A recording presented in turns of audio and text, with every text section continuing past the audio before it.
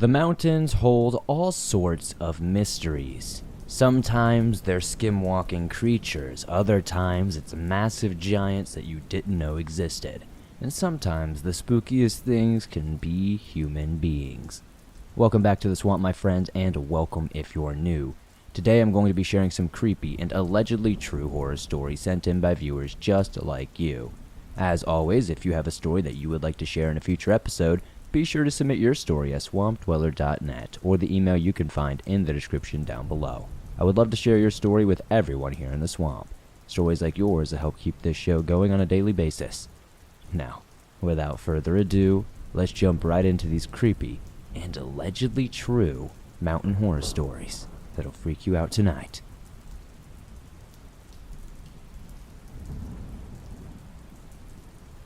Three Sisters Mountains Horror by Jackson.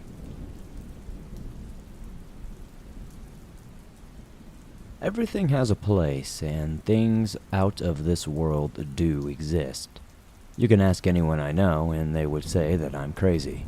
Nobody is like me, and if a bear is average, why isn't it a skinwalker? I mean, they are just living things. What is so weird about that? Anyway, let's get to it. This took place a few years ago, so a little bit of background about me and my dad. We absolutely loved to find places to go hike. We would go anywhere and everywhere. We live in Alberta, so there are a lot of possibilities here in terms of hiking. This one time we were out and we were near the Three Sisters Mountains, a famous landmark in Alberta. A little bit into this hike, we were in a pretty bustling area. Walking was very hard and there were many bushes, but we would find that would be the least of our worries. After stepping out of the bushes, the sun burned in our faces, blinding us very quickly. I looked down after being blinded. I thought I was dreaming or something because I saw the outline of a giant elk staring directly at us. But when the light disappeared, I wasn't dreaming. There was actually an elk-like creature right in front of us. I can't shake off the thought of how it was looking at us though. Its eyes were wide, too wide, and it almost had a crocodilian-like pupil. It just stared at us. After a few seconds it started to smile, and it was doing all of this without blinking. That's what freaked me out the most, honestly. I saw teeth, little sharp, nubby teeth. I just kept staring ahead, and the mouth started to open. I had no idea, but I was wrong. The teeth weren't nubby. The teeth were much longer. They kept getting longer as the mouth opened. The eyes didn't try to blink at all, and none of this made any sense. We turned around and we bolted. I looked back and it was still standing there, looking in the same spot like a statue. I swear I never set foot back in those mountains again. I still love to hike, but I am more hesitant as the days go on. I don't know how to explain this any further, but there's something weird going on in the Three Sisters Mountains.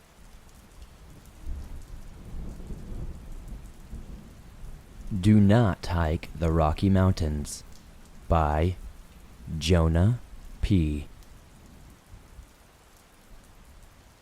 I laced up my running shoes, ready to embark on my usual morning jog through the serene trails of the Rocky Mountains. The air was crisp and cool, the sun was beginning to glow warmly over the majestic peaks. It was the perfect setting for a peaceful run, and I relished these trails' solitude. As I set off, my feet rhythmically pounding the ground, creating a soothing cadence that blended harmoniously with the symphony of nature. The scent of pine trees wafted through the air, mingling with the earthy aroma of fallen leaves, creating a sensory tapestry that engulfed me. I followed the well-worn path, my body attuned to the steady rhythm of my breath. Each stride propelled me forward, deeper into the heart of the wilderness. I reveled in the beauty of my surroundings, the towering trees, and the occasional glimpse of the wildlife that ventured near. But as I continued my run, something caught my attention. A flicker of movement at the edge of my vision. Curiosity sparked within me, overriding the steady rhythm of my run. It seemed out of place, something beyond the usual sight and sounds of the wilderness.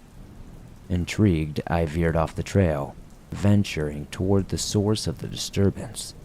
With each step, a sense of unease gnawed at my gut, but I couldn't resist the urge to investigate. The undergrowth grew denser as I forged my way forward, the sun's rays now struggling to penetrate the thick canopy above. My heart pounded in my chest, a mix of exhilaration and trepidation coursing through my veins. Finally, I emerged into a small clearing, bathed in an eerie dim light. The air was heavy with a strange metallic tang, and the silence hung oppressively around me. And there, in the center of the clearing, I discovered something that sent a shiver down my spine.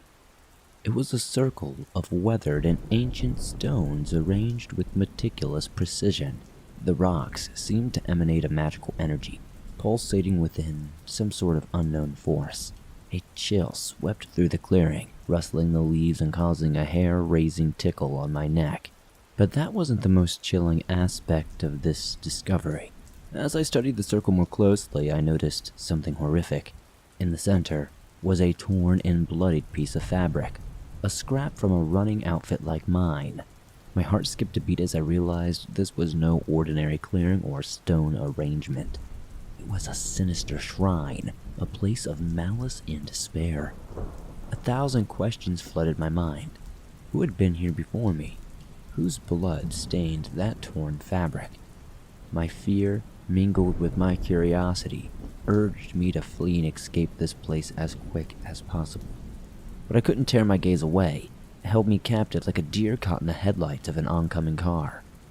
As I stood there, frozen in terror, the stillness of the clearing shattered.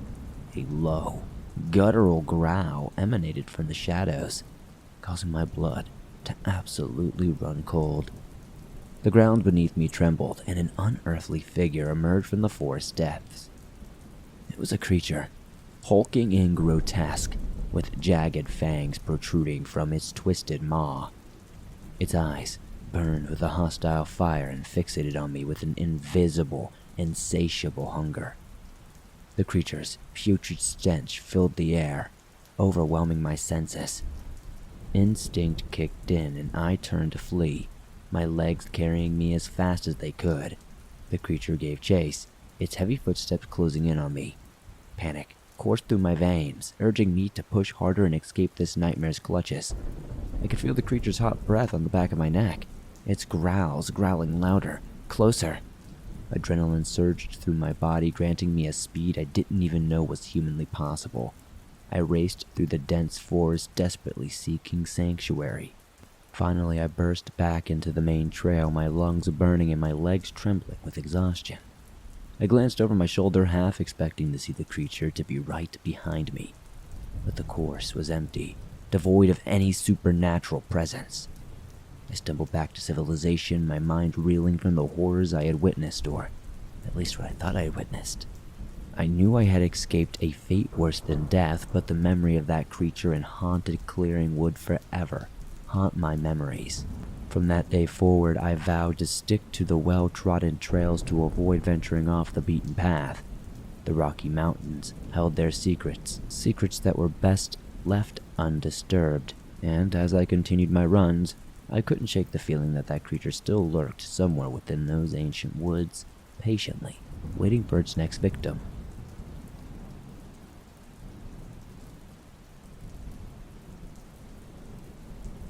A Not-So-Fun Birthday Surprise by Anonymous.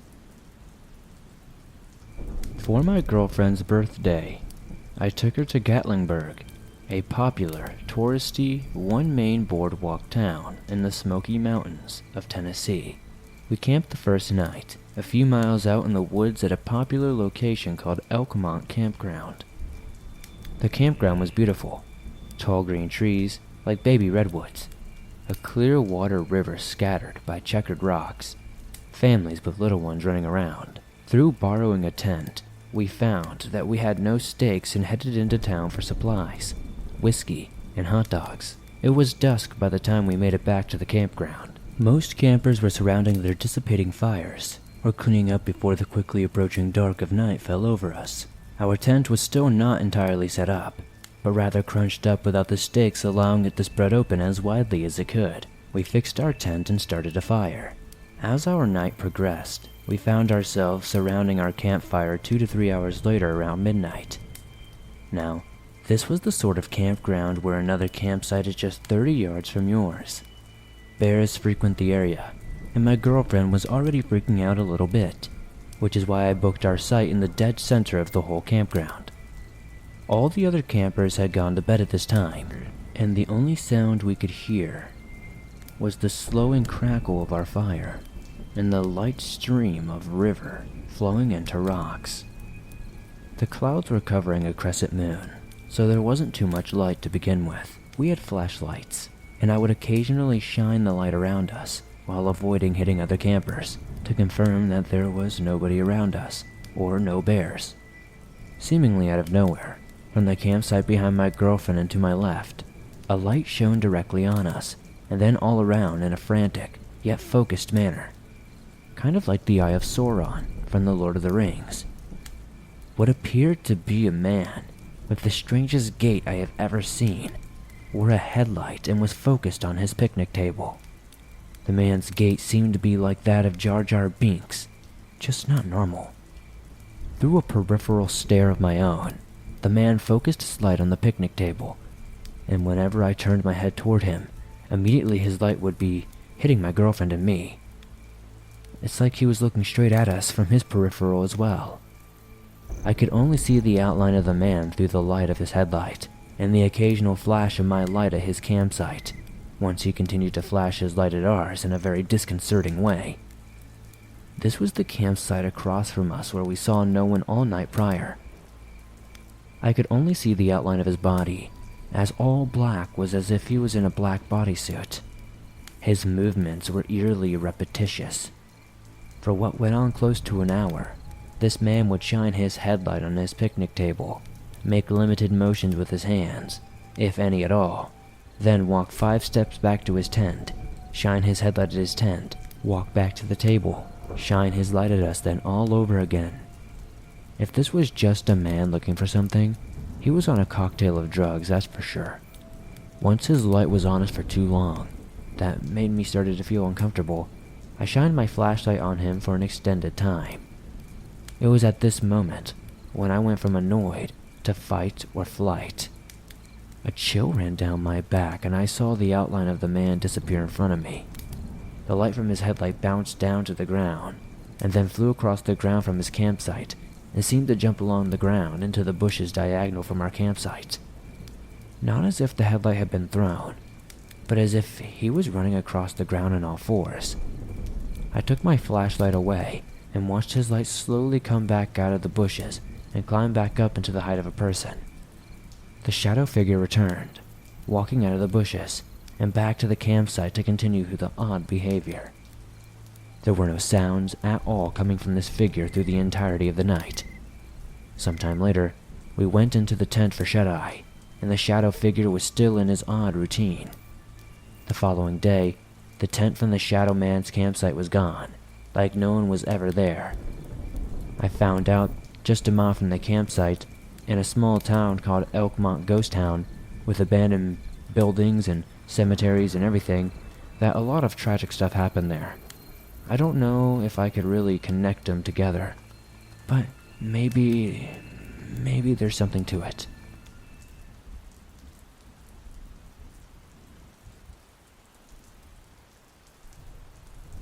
My solo hiking horror story by Anonymous. So this story is not one of the ones that involve a near-death experience, but to this day, I still cannot explain what I saw. For context, I'm a 6-foot-tall, 150-pound male in my early 20s who is an avid outdoor enthusiast. I've been hiking and backpacking for well over a decade, and I enjoy rock climbing and mountaineering. I spent about 7 years in search and rescue, and have some stories from my experience, but nothing creepy or unexplainable from my time there. Anyways, I've spent a fair amount of time outdoors, and over the past year had taken up solo hiking and backpacking. Normally I would try to go with some friends, but I honestly enjoyed the solitude and self-reliance that I often neglected even asking my friends to go, unless I absolutely needed more people. On a rainy November day, I decided to go hiking up to Green Mountain Lookout in the Cascade Mountain Range of Washington State. I intended on spending the night there in the old fire lookout. I checked the map, and the trailhead is rather remote by Washington standards, and it involved something like 26 miles of driving on a partially paved Old Forest Service road. I drive up the road, and I'm surprised to see just one other vehicle there. To call it a parking lot would be an overstatement. It was just a wide spot on the road that could fit maybe 6 vehicles in total. The road meandered past the parking area around a curve and out of sight. While it was a weekend, the weather was rather foul, and above 5,000 feet, the rain would be turning to snow, so I was not expecting to see other people. I park and open my door and start getting my pack ready. There is a light drizzle already, and I notice how quiet the woods are. Normally, there's a fair amount of ambient noise if you listen to it in any forest. The only noise I could hear was the water dripping off the leaves and trees. I chalked it up to being late fall, and most of the birds had migrated to warmer climates. The bugs were probably hiding due to the rain, and it was daytime, and the other animals would be seeking shelter from the elements and sleeping from a night of foraging. I start hiking, and I'm enjoying the gradual uphill climb of the trail. Now, because of my time in search and rescue, I enjoy tracking. Anytime I'm on a trail, I usually face the ground and like to track other hikers, animals, and keep my skills sharp. I notice that there are 2 sets of trails of running shoes, one larger and one smaller. After the first mile or so, the trail leaves the confines of the Doug fir and western hemlock forest to open up to these lush green alpine meadows. In the summer, the alpine meadows bloom, and you can see verdant green Indian hellebore, yellow asters, red columbines, white glacier lilies, bright blue lupin, and orange Indian paintbrush. In the late fall, though, these meadows are just green with the dying brown stalks of these once beautiful plants. Right at the interface of the alpine meadows to the forest, I meet the 2 other hikers, a man and a woman coming down. As is customary for hiking on the West Coast, you swap trail condition information. I give the hikers a once-over and notice they both have trail runners on. They tell me it gets snowy up past the first section of alpine meadows, and that it started snowing around 3 a.m., but that they had had the trail to themselves today. No bear sightings, which was pretty nice, and made sense because there are no mountain blueberries in November. We wish each other well, and I continue walking. The trail opens to a beautiful valley, flanked by alpine meadows, forest, slide adler, and other mountains. When the view is clear, you can see the north face of the glacier peak to the south. The trail switchbacks up the alpine meadows and through a few patches of trees. I hike up another 1.5 miles or so before I reach the snow level. It is the first snow of the season, and the snow level was about 5,000 feet, just as predicted. I continue hiking a bit before I notice more tracks in the fresh snow. There are 2 sets. One set is a track of an exceptionally large dog, like maybe a Mastiff or a Bernese mountain dog, given the size, and the second set is a pair of morel hiking boots. I think if I had to guess they were around size 15 or larger. Normally I would not care about these tracks, but some things did not add up. First, there was only one other vehicle in the parking lot. Second, I had not noticed these tracks before in the mud, and surely I would have noticed them. And there's no way I could have confused them with the other hikers' tracks. Thirdly, what did these prints just pop up in the snow halfway up the trail? I know that there are no trails on the backside of Green Mountain that intersect with the trail that I'm on, as it is a rather remote one. It could be a hunter, but that would be unlikely given the difficult access to this point in the trail, and the fact that the 2 hikers I encountered said that they were alone. All this is giving me a weird feeling. At this point, I'm reminded that the forest is still eerily quiet. There are strange tracks that should not be here. It is snowing, wet, cold, and I could not actually stay overnight in the old lookout because it is locked. The aura of the area just feels ominous. I listen to my gut instinct and decide to go back to my car. So I turn back. I hike down about 1 mile, and I am on the last of the switchbacks before the trail re-enters the forest when something catches my eye, and I stop. I'm looking down an alpine meadow enjoying my view when I spot something about 1,000 vertical feet away from me, less than a kilometer away from my location. I squint and see a pure white shape in the meadow. As I'm looking at this white shape, my mind is trying to fathom what the shape could be. My initial thought is that it was one of those 2010 Winter Olympics Inukshuk statues which resembles a man. All I could see is the head and shoulders part, as the rest would be obscured by the underbrush of the alpine meadow. This thing was standing on a 40-degree slope. The more I stare at this thing, the more confused I become. I rationalize that it cannot be snow on a tree or something like that, because that was the first snow of the season and that was only 2,000 vertical feet, and the snow was all the way up at 5,000 feet. I guess it could be a sun-bleached and thus white tree stump, but this is unlikely as the area has not been logged before, and this spot was in an alpine meadow, not the forest. It really stuck out to me, given the size of this thing at that distance. It would have to be an ancient stump to be that large. My guess is that it would have had to been about 10 feet tall to be that large from this distance. I shuffle in my pocket to put on my gloves, and when I look back it appears that this thing has moved ever so slightly. On the head, I can make out 2 black spots where eyes should be, and a black slit where a mouth would probably be. I freak out because in a minute I was watching this thing, it had not moved, and the 5 seconds I look away, it seems to look forward at me. I feel chills run down my shoulders and back. What the hell is this thing? It is a half-mile away from me at this point. I am still well over a mile from my car. It feels like I am now being watched intensely, and I feel an uneasy sense of dread building in my stomach.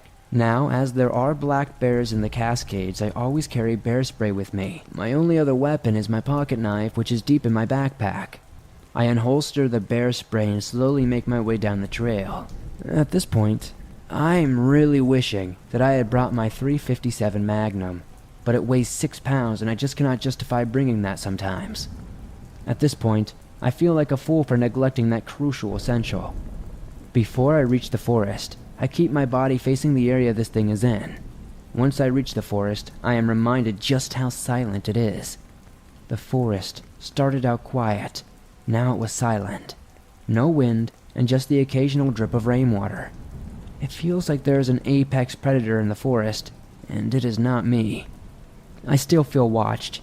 At this point, my nerves are starting to get the better of me, and I pick up my pace and jog downhill to the car. I was cognizant that you should never run from a predator, as it will trigger its instinct to run down prey.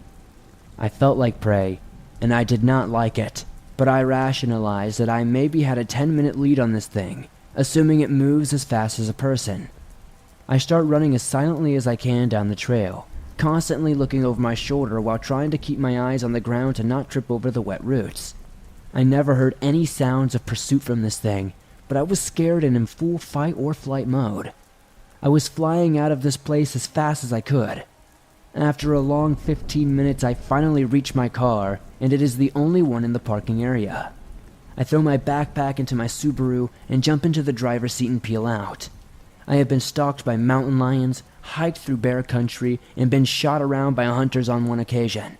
But none of my previous experiences can compare to the soul-crushing dread I was feeling once that thing turned to look at me. I went hiking back up to Green Mountain Lookout the following summer. I went to the same spot that I saw that thing, and while the underbrush of the pine meadow was higher, there was absolutely no white shape in that area.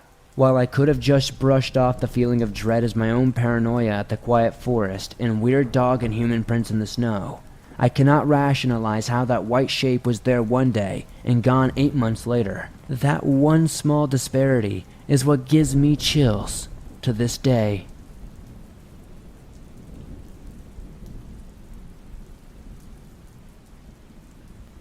Always check your surroundings. By Eric. Hey Swamp Dweller, I never thought I'd be telling one of my stories to YouTube. I truly feel that this story, as well as others I'm willing to share, will be right at home here in the swamp. My name is Eric. My most recent unusual encounter happened in the summer of 2020. I took a solo hiking and camping trip with my dog in the California Sierras. about 30 miles southwest of Donner Lake. Nina is a 4-year-old 65-pound German Shepherd pit bull mix with an attitude. I'm a 33-year-old man standing 6 foot tall and 175 pounds. I am a genuinely nice person most of the time, but I did grow up in a tough environment, and therefore take physical fitness and self-defense very seriously.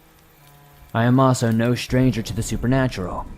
I was a follower of scientism until I witnessed something, a story for a different time, when I was 12 years old. Since then, I knew there was more out there. My mother and I live in the same county, so I asked her just to drop me off at the exit of the 80 freeway not too far from Gold Run. I found the path I was going to start out and started hiking. Within 30 minutes of walking, I saw maybe 3 or 5 people, normal family type kind of stuff, nothing crazy. But then, I saw someone that was out of place. To say the least, it was odd. It was a large, shirtless man, wearing shorts, boots, and a gas mask. He was in his mid to late 30s if I had to guess, and had prison tattoos and a shaved head. He was walking normally, and said something to me along the lines of, "Nice dog." At least, I think that's what it was. It was really hard to hear him behind a gas mask, as you can imagine. At the time, I only brought my bear spray and my fixed K-bar knife with a 7-inch blade for protection. I did not feel threatened, but was watching him closely as well as my dog because she can read situations like a pro, and is super protective over me. As we walked past each other, I just nodded and smiled. I do not think this had anything to do with what happened later when it got dark the same night, but it was just such an unusual thing to witness, I thought it would be worth mentioning. Another thing about me is that I almost never hike on trails. Sometimes at the beginning of a journey, I will start an actual path, but I pretty much always stray off the path in pursuit of exploring places visited less by humans. I have gotten about 10 ticks on different occasions, and a bunch of other uncomfortable and itchy pests and plants, but I just like to be away from people and do my own thing. I had a rough go on this hike. It was hot and very steep terrain. I pushed myself and my dog a bit too far. After I had been hiking for about 4 hours, I stopped to set up a shelter for the night because I knew it was going to be getting dark in about 2 hours. As I was setting up my tarp and paracord shelter, I noticed my dog appeared to not want to move very much, which is very much out of character for her. I figured something was wrong, and sure enough, 2 of her paws got cut up bad. She was bleeding. I think it was from the sharp rocks, but I am not too sure. Either way, I had to figure out what to do. After a few seconds, I knew I should ask my mom to pick us up that night. That meant a hike all the way back to where I started. My legs were sore from carrying my backpack weighing about 30 pounds with my tarp and sleeping bag, food, and water, and, of course, other survival stuff. But I love my dog more than pretty much anything, or anyone, so it had to be done. I knew her feet would be much sorer the following morning, and I did not want to do that to her. On the way back, I was pushing her too hard once again. The sun was going down, and I was only about halfway back when my legs began to cramp up periodically. Very bad. Soon, after the cramps were getting to the point where my legs were just giving out, I knew I had to rest them for the night. Now it is dark. I found a clearing that was not flat but not terribly steep either. For shelter, I just put my tarp on the ground in between 2 trees. I was far too fatigued to be picky. Everything in the area was dry, way too dry for a fire even if I had the energy to make one, and there were dead leaves everywhere around me. It was still warm. I am an exceptionally light sleeper as well. Any unusual or out-of-place sound will have me awake and alert in an instant. On this night, I had trouble getting into a deep sleep, so I was semi-conscious with my dog right up against me. My dog and I were resting peacefully. No wind, no leaves crunching or anything. Suddenly, I'm being ambushed by a predator, something big and fast. It seemed to just appear from nowhere and began running full speed at me from about 12 feet away.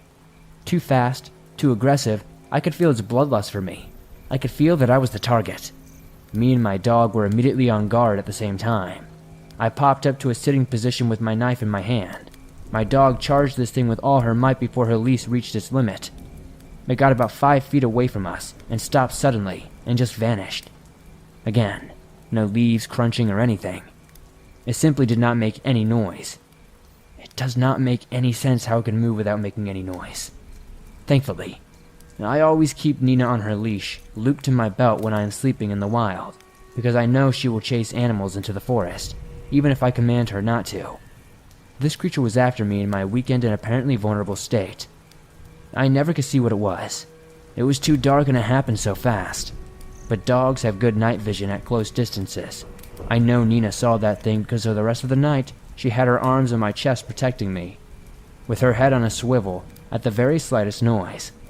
I have never seen her so concerned before, ever. I have no doubt in my mind that this being was some sort of cryptid or powerful supernatural entity.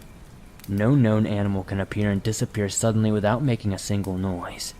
I've been stalked by mountain lions on 3 occasions, and even they make a noticeable amount of noise when creeping up in that sort of environment. Thanks for listening. I have more encounters to share, and will send them your way once I get them written down. Until then, evil feeds on fear, so in the face of darkness, you must become the light.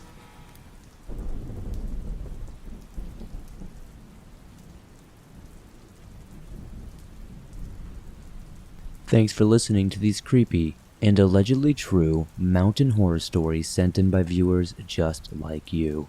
As always, if you enjoyed these stories, please be sure to slap up that like button as it helps me out a ton. The more likes this episode gets, the more YouTube promotes it, and that helps the swamp grow.